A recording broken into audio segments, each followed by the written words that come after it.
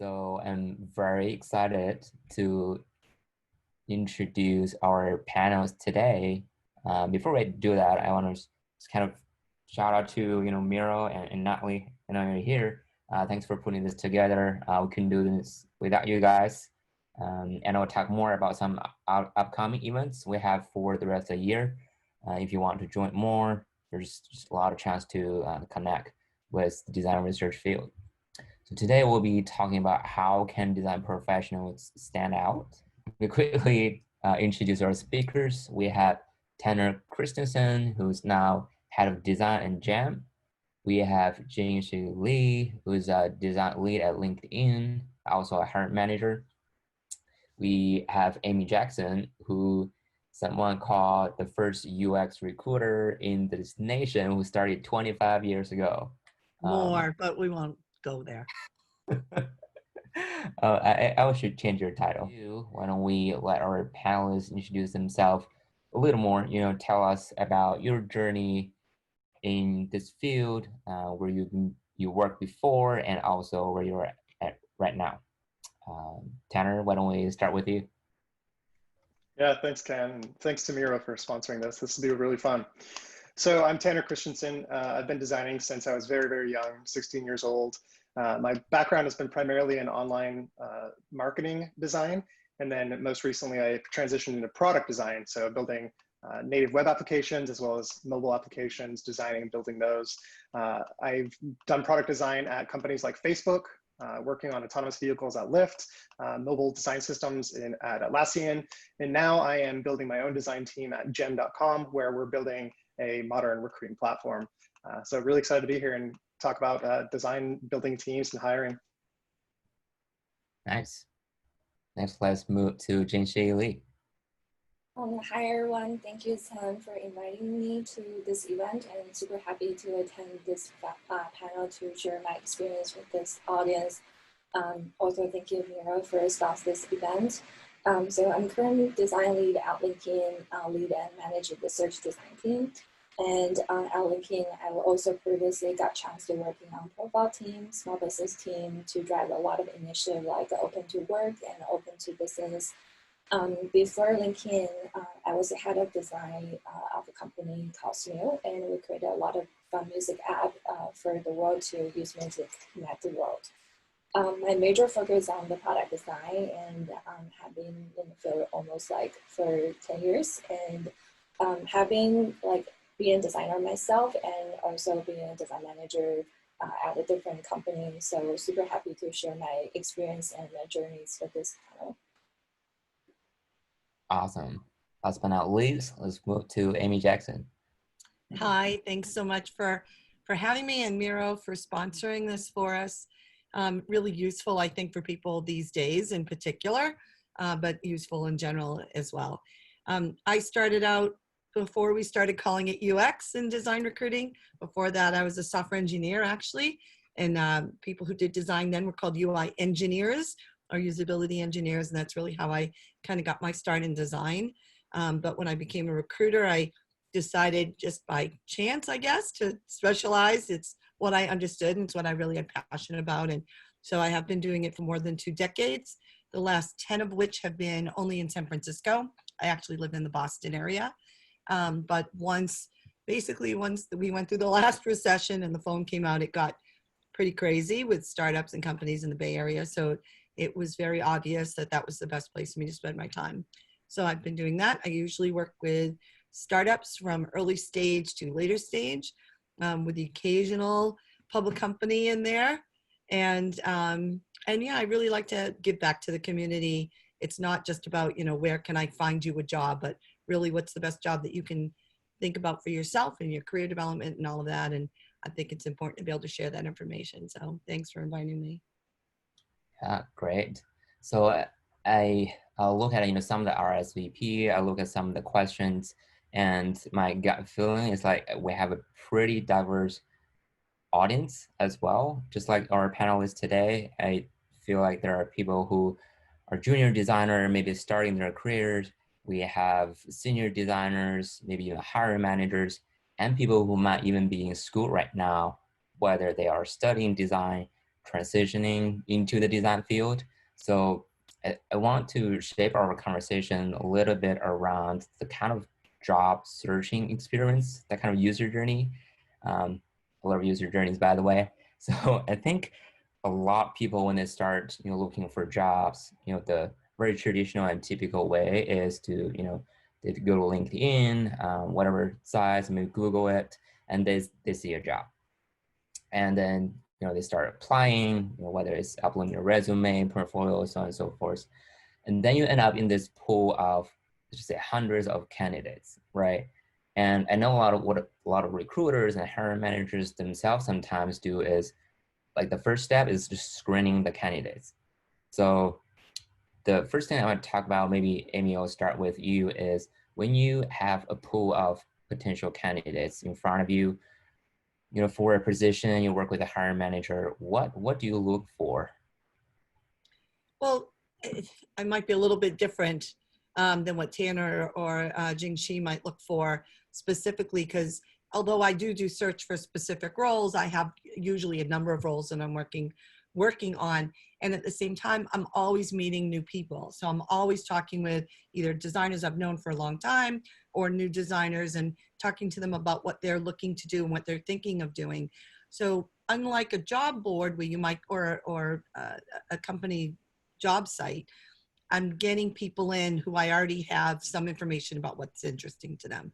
So when I screen or I match for a role that I'm working on, I have a lot of that information in advance. I think the important thing for people to understand when they're sending out a job without their personal voice is to make sure the message or the voice that the idea that they want the company to know about them comes through that digital interface. So in other words, your LinkedIn or your portfolio, however you're communicating in this kind of flat file format versus a live conversation, you want to make sure what you want to do and who you are comes through. And it's not just, a lot of people use their LinkedIn or their portfolio as a repository. Okay, I worked on this and I worked on this and I worked on this, but that's really not saying, how can you help somebody solve a problem that they're trying to have?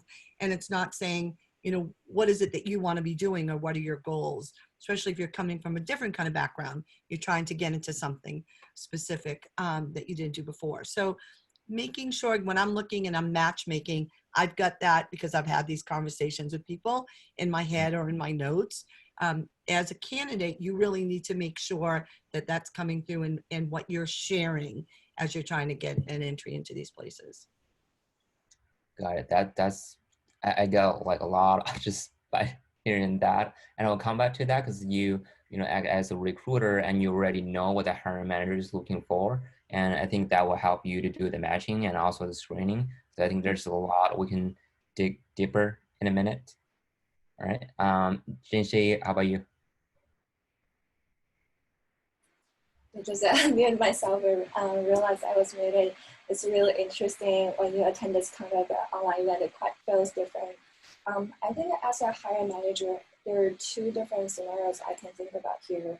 One is that when you're trying to apply like the bigger corporations like LinkedIn, Facebook, Google, they're all very similar. They have their own recruiting team. So when a portfolio or candidate present in front of us, we already go through that filter process. So I think for the most candidate, the most important part is how could you go through that filter process and make sure you are be able to seen by the hiring manager. And many times that even before us that sometimes you will not even pass the system. So in those cases that the chances you are able to present yourself in front of the hiring manager are low. I think this is refer back to what you mentioned about how people are using LinkedIn to find jobs. It's really interesting, like when I'm thinking about finding jobs, it's really two areas. One is the experience, and the second part is the network you have.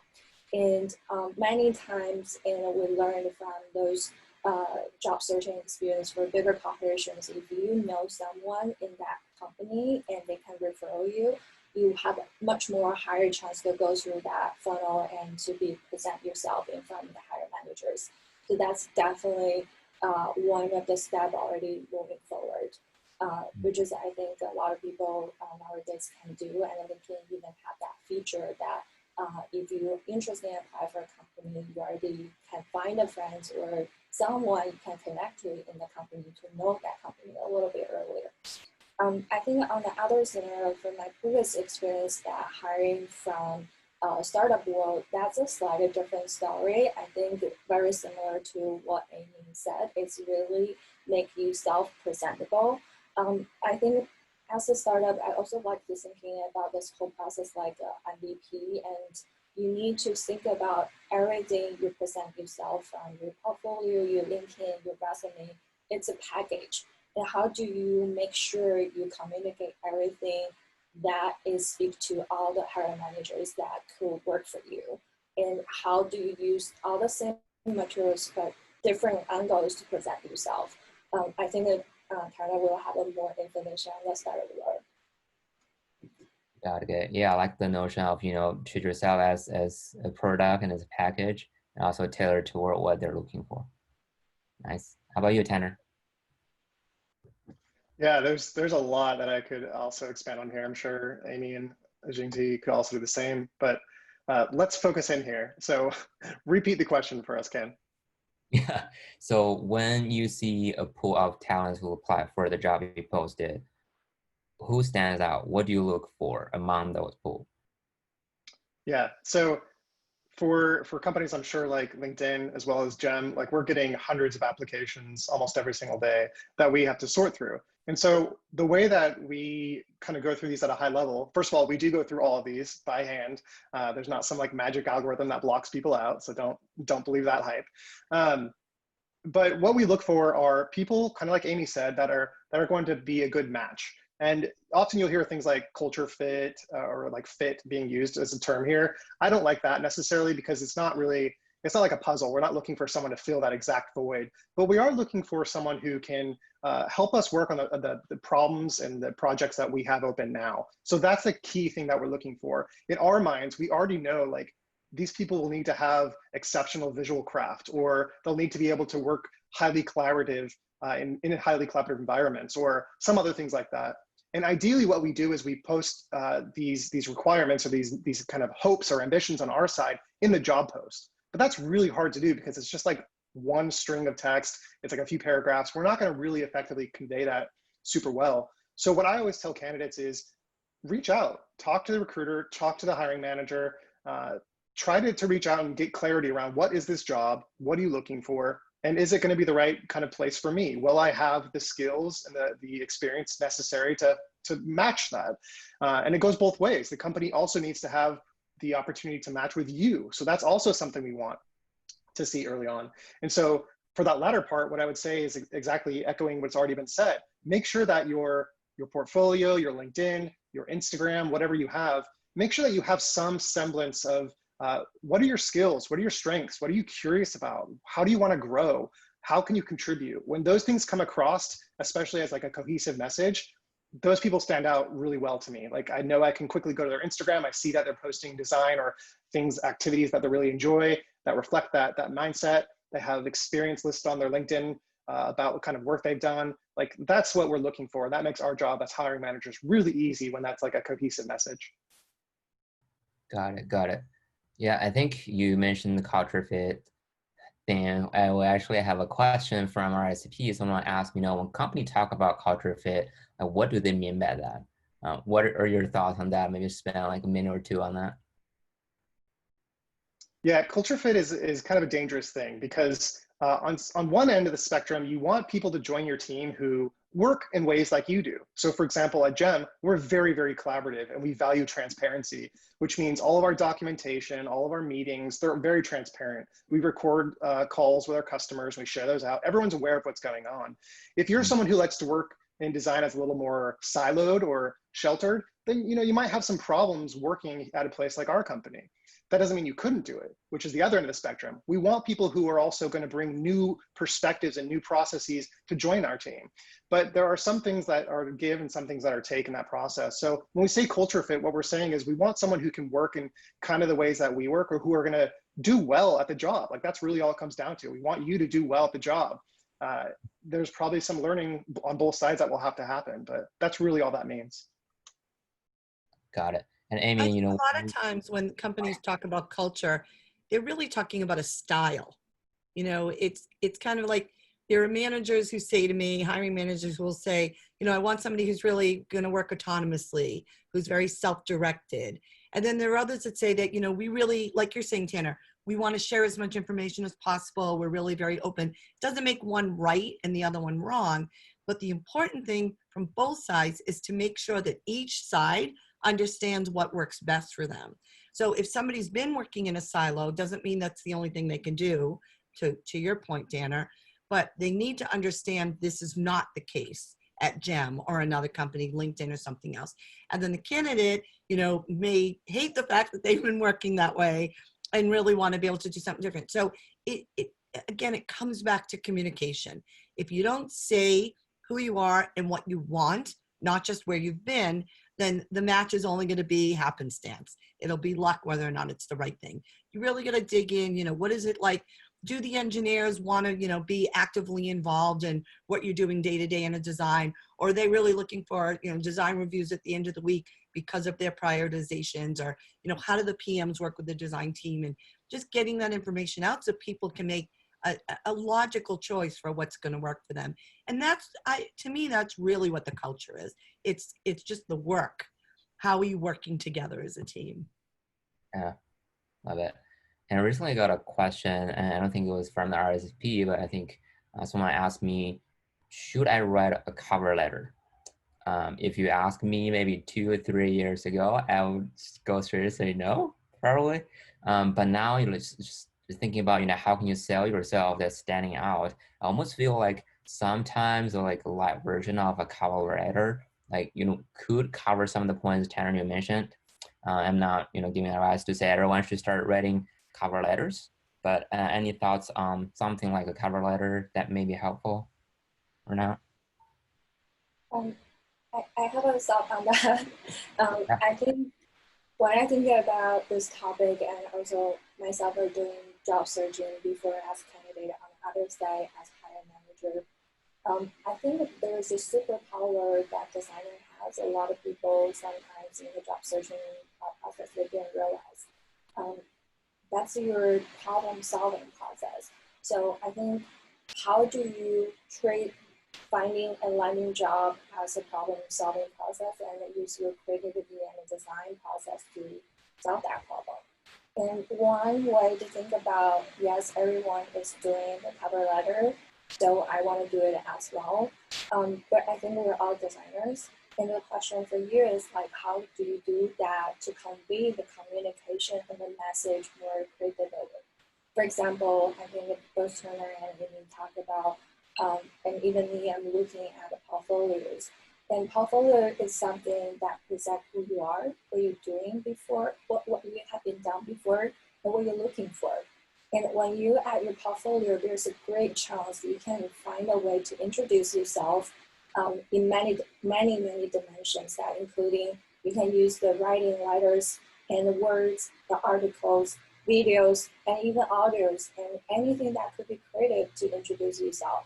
I think the goal is that you present yourself well, and that message could be translated and received by the hiring manager. Got it. Great point.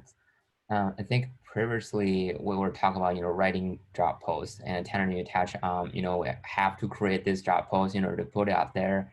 And a lot of that is just in a few paragraphs, pretty generic. So I actually have a question from the audience asking, you know, if you already know what type of designer you want for this position, why you still write generic job description? Yeah, that's a really great question. Hiring and looking for a job is very difficult because a lot of people don't share the same language. The design industry, specifically the product design industry, is still kind of evolving almost every day, right? We have people who call it product design versus UX design versus, you know, something else. And so what you want to do as someone who's hiring is build a job description that will help convey the things that you're looking for, the problems that your company's trying to solve, in a way that people will kind of match up to that on their own. You also don't want to like limit who thinks that they could apply. This is a real problem that we have in the industry where I'll just say it, like we have minorities who don't think they can apply for a job because of the language used in a post. So we have to be very careful and mindful about those kind of things. So it's a really challenging thing that we try to tackle all these various different problems, including the fact that like we need someone to join our team. And there's just not an easy, good way to do it. So we try to do the best we can. I think there's a lot of improvement that we can do as an industry to help here. Video, like we're all using video right now. Why can't we have a video explaining some of these concepts that we're looking for? Why can't we have a video demonstrating the team, the culture, the problems that we're solving, and let people align with that? So I do think there's a lot we can do to improve there, but sorry, that's why we write those posts in that way. And the last thing I'll kind of say here is job postings are just one of the mechanisms we use for connecting candidates with our team. There's a lot of other things we're doing across social media, networking events, speaking. These are also forums where you can have a chance to connect with people, understand the job, and try to find that match. Yeah. I think you talked about something really important, Tanner, which is, or you started to touch on it, which is, you know, it's such a flat file. It's just a list of requirements. And it's the way we all grew up. It's the way our job listings looked, you know, when we were looking for jobs coming out of school. And you know, I call what I do matchmaking for a reason, because you don't hire a list, you hire a person. And it's really hard to say, okay, this is what, you know, we need from somebody and get it to match that person. So a thing that I work very hard on, especially with early stage startups, is people who aren't designers, who are looking to solve problems, is instead of necessarily saying you need 5 years worth of experience doing a mobile app design, talk about the kind of problems you're trying to solve. This is what you started to say, Tanner. You know, here are some of the challenges that we have. These are the things that we think are really exciting to come work here. Put it to them, you know, this is what you will get to accomplish.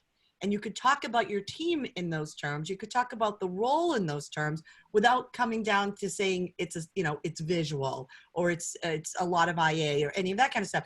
Just, you know, one of the challenges that we have is engagement. And, you know, we're really looking for somebody who's really into doing some research and trying to figure out how to get people more into our platform. And that it's much more of a story than a laundry list, right? You're not shopping. You're really looking to try to find somebody who's going to be a really good fit. So, Jingxi, you were saying something about the cover letter that I think ties into this. Back to what we started to say in the answering the first question about how to present yourself or how to stand out.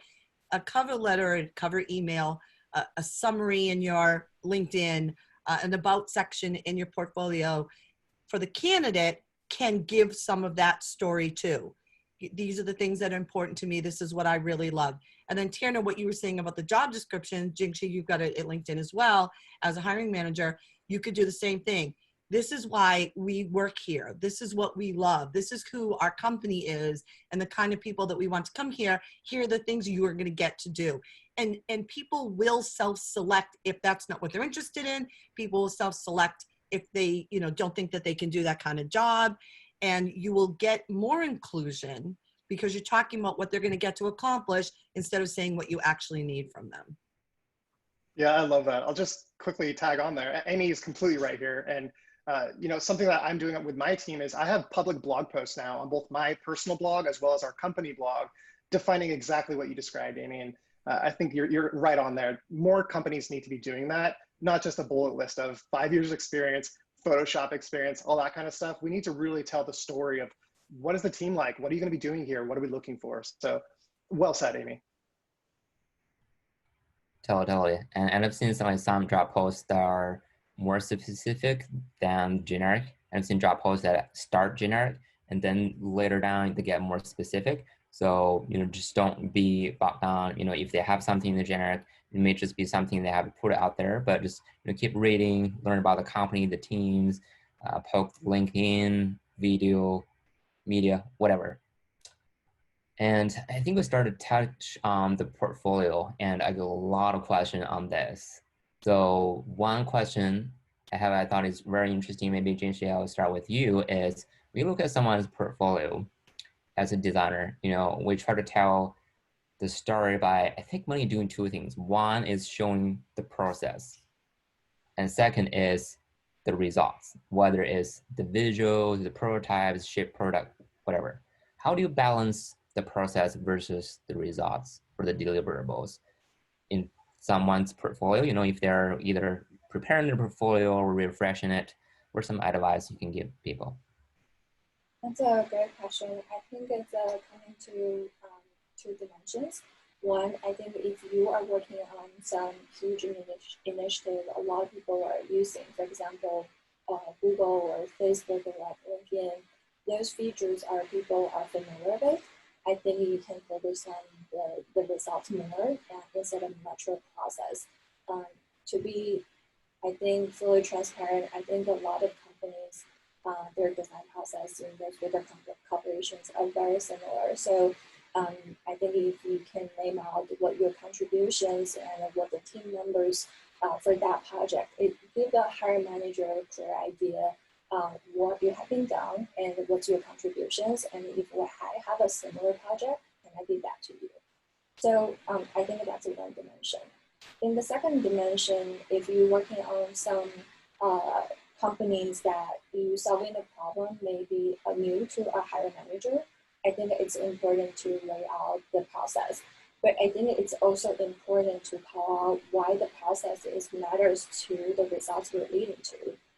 Why this process is different from the other process that I see from the rest of your portfolio, like from user research to problem definition, and then to design exploration and design definition, on and on. So I think I saw a lot of portfolios that have a similar process, and there's very similar, but the problem you're solving are quite different. So it's very important to call out this is a process, and this process could be generic applied to the most problem you solve, but also this is very specific to the problem you're solving and why that's important. I think those two things together will make the process more valuable to looking at. Great. And I know, Tanner, you touched on this in your podcast as well, like what you put in your portfolio, but also how you tell the story. So can you shed some light on that?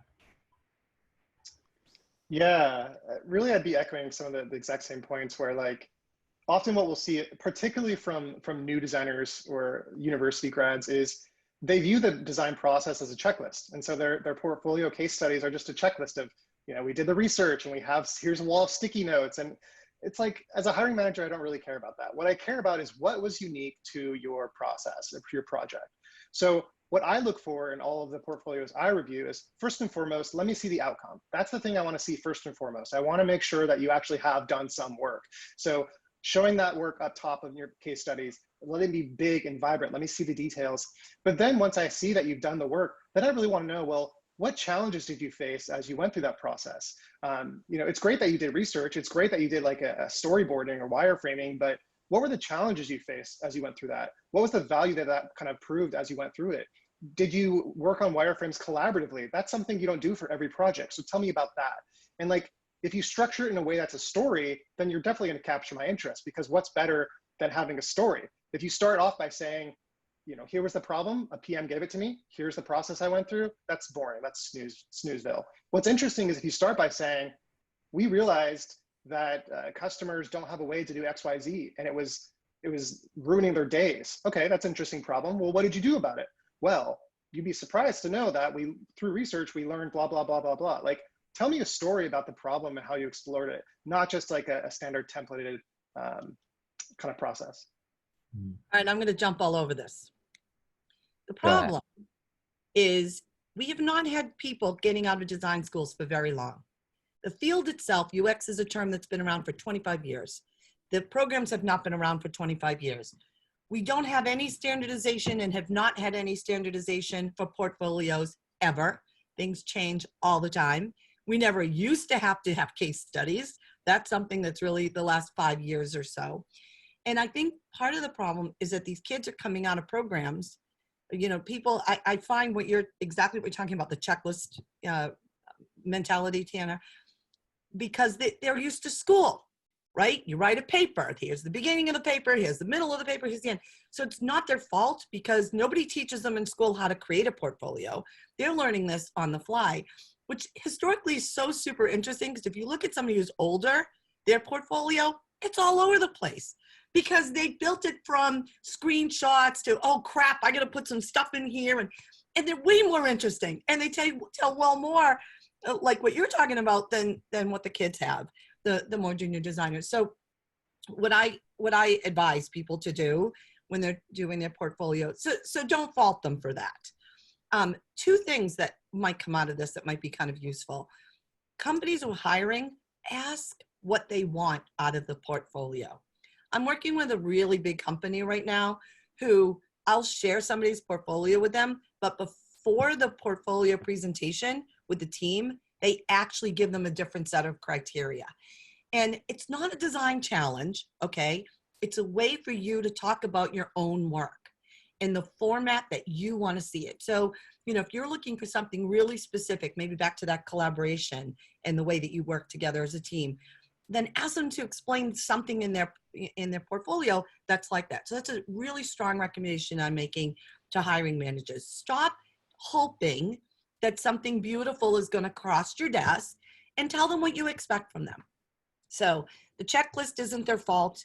Ask what they want, what you want from it. And then for candidates, for people, yes, try to be different. And different doesn't mean, oh, you're going to add a whole bunch of illustration and a whole bunch of motion. And, you know, that's like super cool. But if you're not a visual designer, it's really challenging. If you're using a standard platform because you want to get something out there right away, there's not a lot of tools to be able to do that. But the real thing that hiring managers say to me anyways that stand out most of the time, sometimes subjectively they go, oh, it's so pretty. Most of the time, it's understanding what the person did for the project. So you're not selling what Miro does. You're not selling what Gem does. You're not selling what LinkedIn does as somebody who worked at those companies. You're talking about what you did for that particular project. So yes, you have to cover what the goal of the project was. And definitely, Tanner, to your point, you've got to cover what the results were. But oh my God, they care about what you did, not what everybody else in the team did. It's nice that you worked with other people, but what did you do? Tanner, you said it. What are the lessons you learned? What are the challenges you came up with? How did you address them? Was the data research-based, or did you have to go on, you know, presumptions? Some of that too is going to help you if you work for a company that doesn't go the right path of design. It is doing things a little more haphazardly or isn't doing it in a standard format, and you're judging someone's portfolio because it's not as slick or what they followed for a design process wasn't what you wanted. Doesn't mean that they can't do that. It might just mean the project that you worked on predicated that. My favorite example is like, you know, if you go to a company that has a style guide, you could be the most wonderful, creative visual designer in the world. You still got to follow that style guide. So as a person, as a designer, make sure that that message is coming out. As a hiring manager, please look beyond the superfluous. Please look beyond what you're subjectively seeing in the portfolio and get them to answer the right questions so you don't miss somebody that really could have been wonderful and is just, you know, crappy at coming up with a portfolio. That just because they're not great at describing themselves doesn't mean they can't be a great designer. Yeah, love. There's a lot of nuggets in there for sure.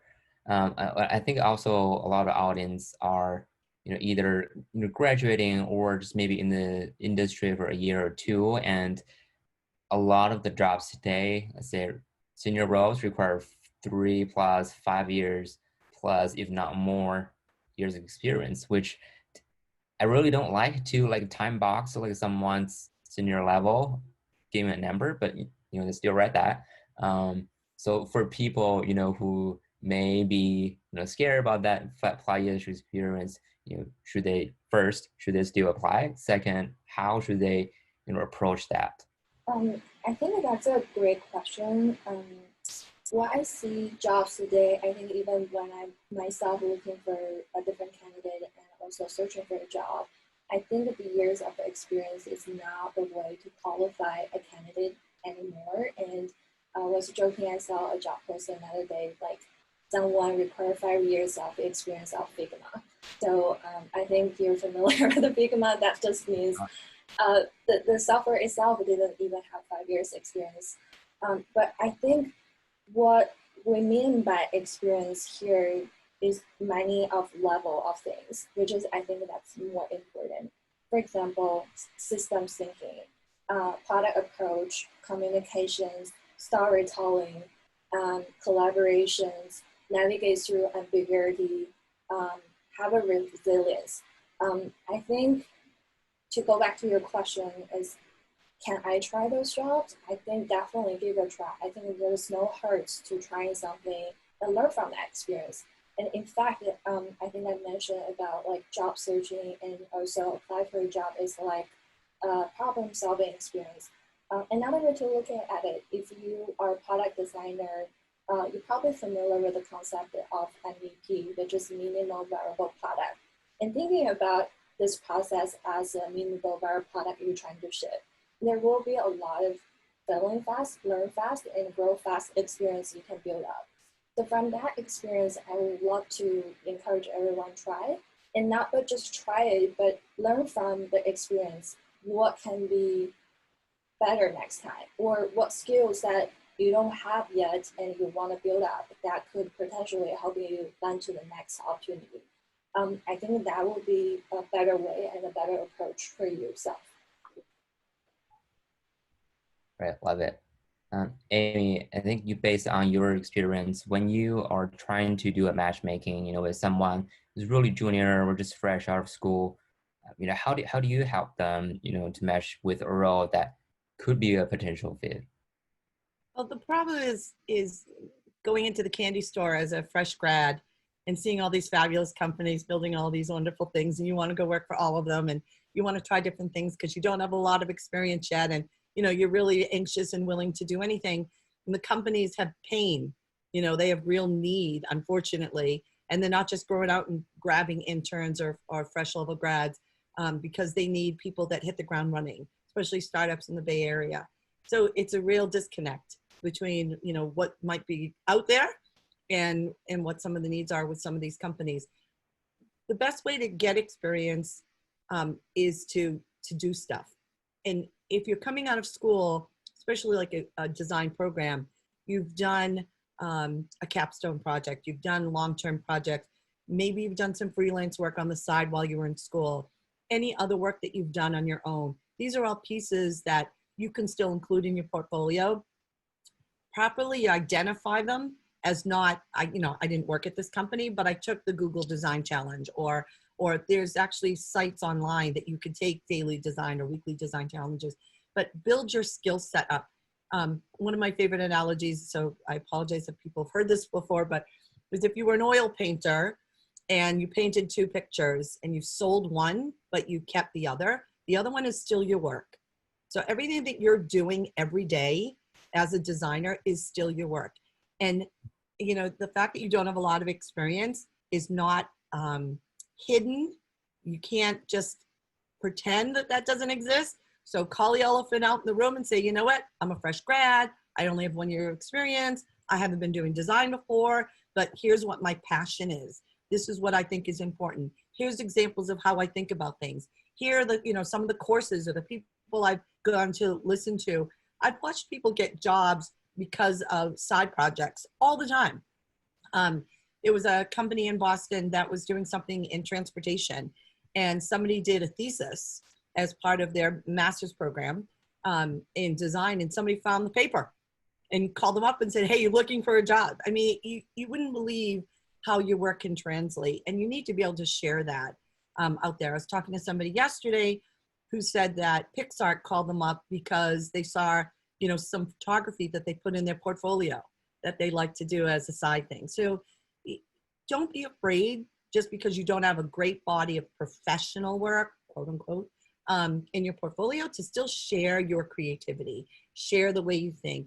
Talk about, Tanner blogs, but doesn't mean you have to have 15 years or 20 years of experience to blog. If you've got ideas about design, things that are important, things where you think we're going as a design industry, write about them. Even if you want to just put it on your own portfolio or your own site, Don't be afraid to speak up. And those are the kinds of things that are going to help differentiate you as a fresh grad or as a new candidate.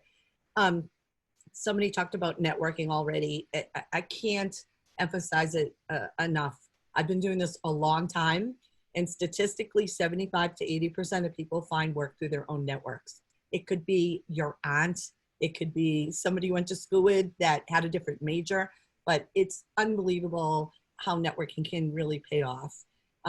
People that you've worked with before who are at other companies, you know, kind of seem like an obvious choice, but sometimes you feel you don't want to bother them. Bother them. This is your life. This is your career.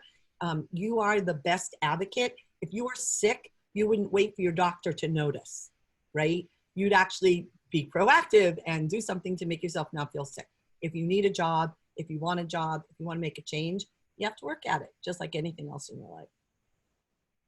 Oh yeah, I love the two main things you mentioned here. Like one is really just doing things, just do it, right? Whether it turns out to be something or not. And I remember a lot of like design leaders who had to talk about how do you go from like junior to senior, even above level. Like the most common thing I heard is just do the things at the next level, right? Just do the things. If you are a junior designer, do senior level things. Then when you get to that like discussion on promotion or what have you, you already proved that yourself because you can show something, right? You've done this. It's not a checklist, but it's just things you just want to do at the next level. That which is much easier. And second thing, networking. Needless to say, this panel discussion won't happen without networking. So yeah, this is super powerful. I want to switch topic a little bit because I feel like any speaking event or like panelist discussion at this point this year won't end without talking about COVID-19 or remote working. So any thoughts you have around, now we're all remote. We can't predict when it's going to end, right? When we'll get over COVID-19, we will. There will be a post-COVID world. How should people start preparing for that, whether they are thinking about job searching or maybe in the midst of it? Sure, it's a big question, and there's definitely a lot there. What we're seeing right now at GEM in particular is we're getting a lot of candidates who are applying who live elsewhere, and the message has been, well, you're remote now, right? And we are, but we're not going to be remote forever.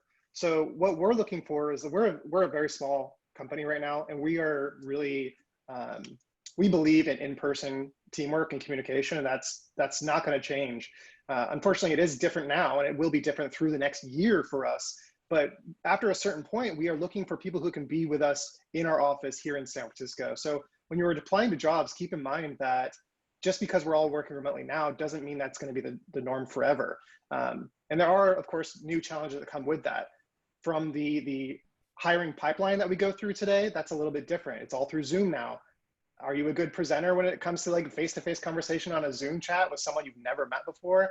That's going to be a little bit challenging. But yeah, there's a whole lot more there. I'd be curious if I can to bounce it over to Amy and hear her thoughts on this subject.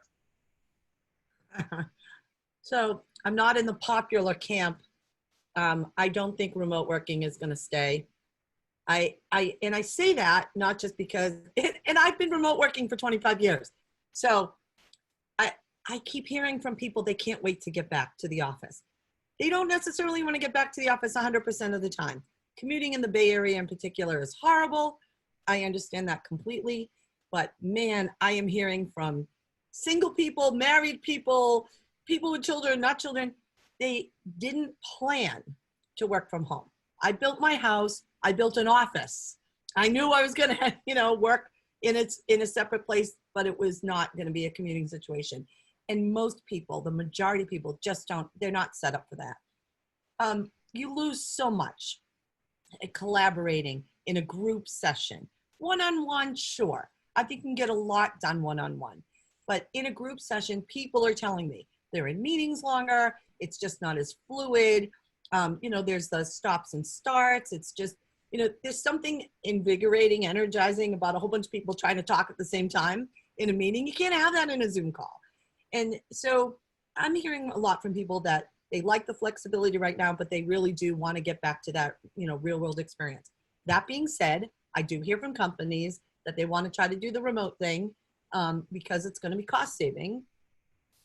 What people might not realize is the cost saving is if you're not living in San Francisco, you're not getting paid San Francisco salaries. And companies are very excited that you might want to live in Austin or Portland or Idaho. Boise, I'll name a town. I don't, but because the cost of living is less and they can pay you less. And that will save them tremendous amounts of money. It will save them a lot of money to not have to rent big facilities in the Bay Area and struggle with, do we buy a building in San Francisco? Do we buy a building on the peninsula? So if we see that kind of flexibility, it's going to come at, quote unquote, a price for being able to live in a less expensive area. But I still, in the end, from a career building perspective, it's really hard to move up the ranks if you're just a picture on the other end of a screen. Unless you're in there, you're learning what the company politics are, the flows of working together as a team, as interacting with other silos and people. How do you get promoted? You could go from a junior designer to a senior designer, okay. But then what about the next level? You want to be an architect? How are you going to do that 100% remotely? So I don't see it being a long-term solution for people. I think it's a really hard way to learn. I think as designers, you want to collaborate with each other. People don't want to work all by themselves in a silo in a room. So I think it'll be 6 months to a year before we're close to back to normal. But it'll go back. It really will. Cool. And Jingxi, I know I had several conversations with you. Like you're leading a team, you have designers that are like cross board, they're all remote. Can you give us some examples, maybe how people are standing up or standing out when they're remote right now? How do they like build a thought leadership? How do they like drive themselves? I totally agree with what Tanner and Amy just said. I think that what was missing hugely in our current situation is the people-to-people, human-to-human connection that is coming through on the hallway conversations, like dining hall conversation, lunch meetings, even you just have some team building fun time together. Why that matters, I think that helping to build connections and helping to build trust and helping to build a lot of much more deeper understanding that is outside Zoom meetings. You know the people in much more personal level.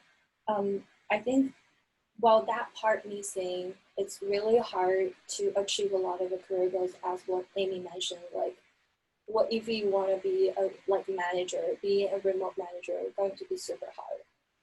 I think back into the question, Ken, you were asking, how does the designer right now stand out? I think there are still many ways you can stand out. You pretty much present yourself in front of the audience, in front of your computer. That didn't provide the good thinking, good work come through, and good communication work through and size through around the meetings.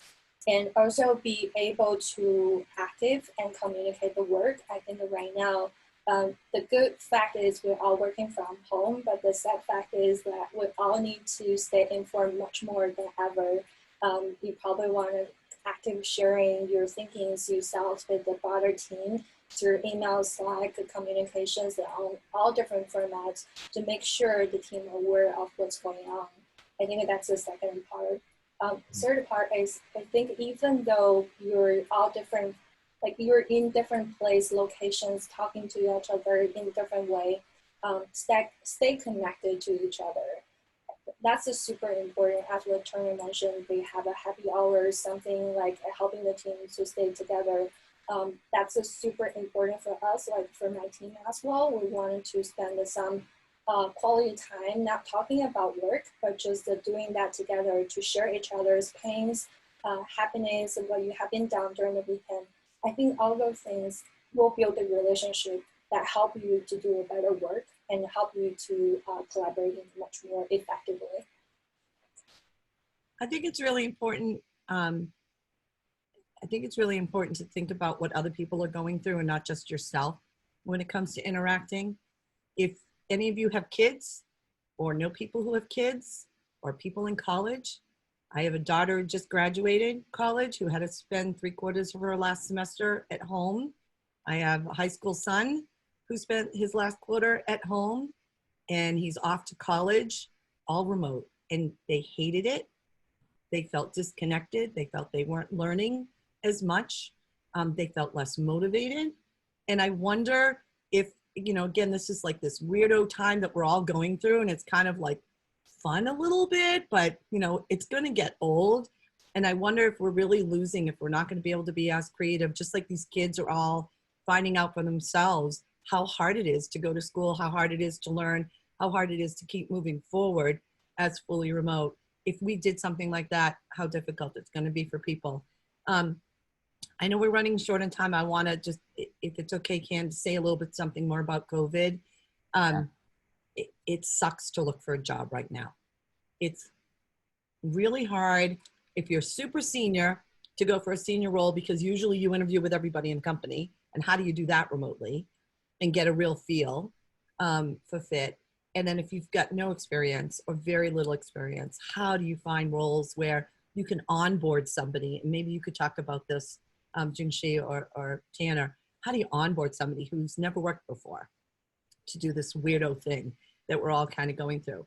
So companies are either trying to hire or they're just stopping right now until we get the, how do we hire from home? How do we work from home with the people that we have settled first? And I don't know that that's going to get easier anytime soon, but be supportive to your friends, and I hope the companies can be supportive too, and understand that these kids are going through a lot, trying to, you know, get jobs at this time.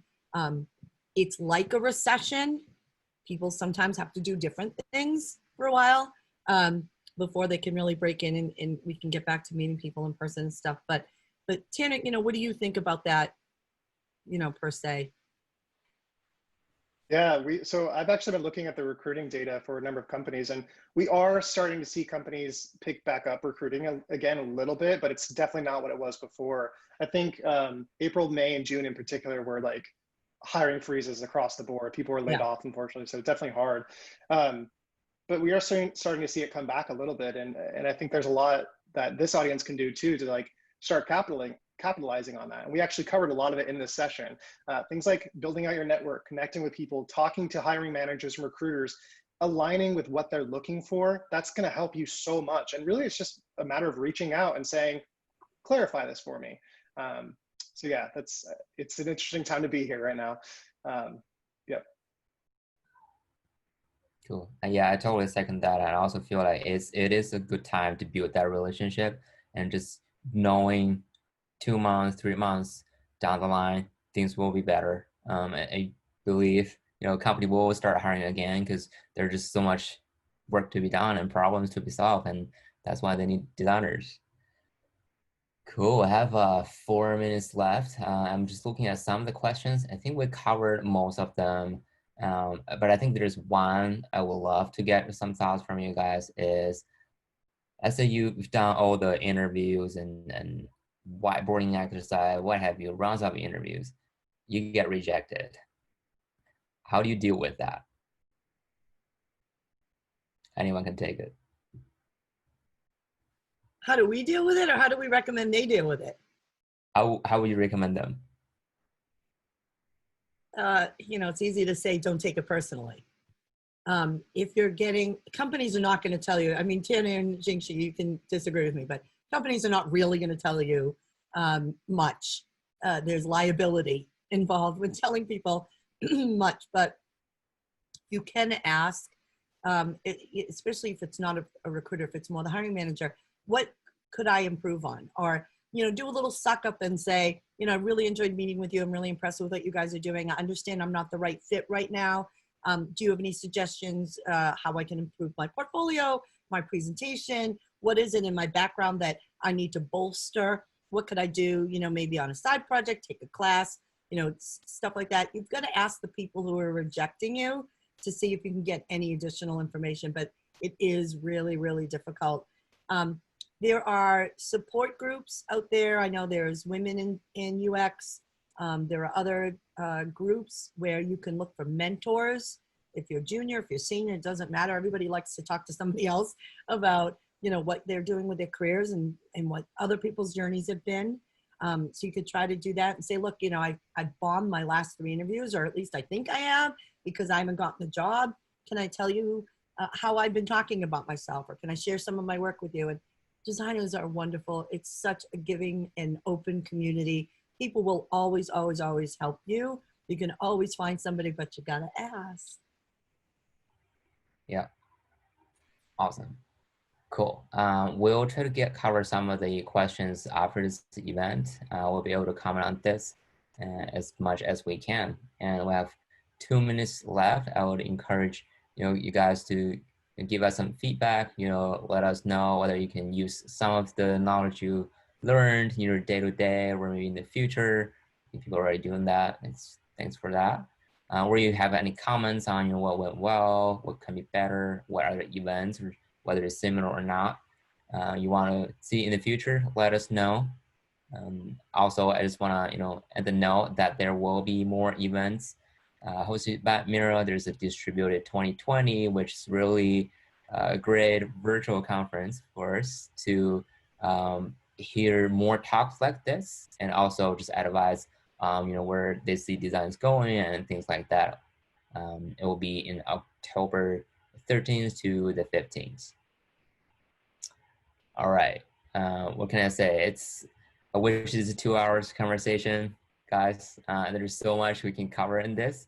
And I'll just, you know, ask our panelists, say, if people want to reach out to you, how can they find you?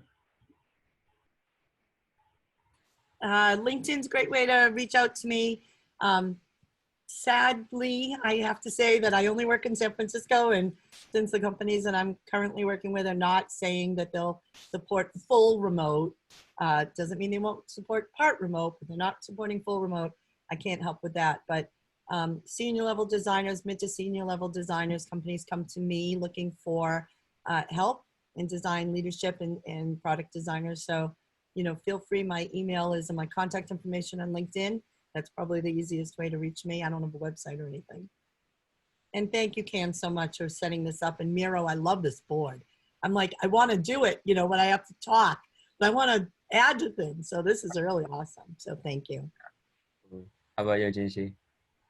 Same here. I think LinkedIn would be the best way to reach out, connect, and I'm not only encourage everyone to connect with me, Turner and Amy, but you have the audience here. This could be your network to start with, right? I think there's a lot of people that you are sharing the same goals, same problems. Talk to each other. I think this is your peer that could help you to get further and build relationship, and potentially in the future that they can offer or refer you to a job. So that's a great opportunity to get started. Yeah, I love to see that people start posting their LinkedIn profile in the chat. Keep that going. We'll probably have maybe like email at least after this, so that you can reach out to the group, start building that connection. Great idea. Tanner, how about you? Where can people find you? Yeah, I'm pretty much everywhere, so you can reach out wherever you find me. The best place to find that information is at tannerc.com. So TANNERC.com.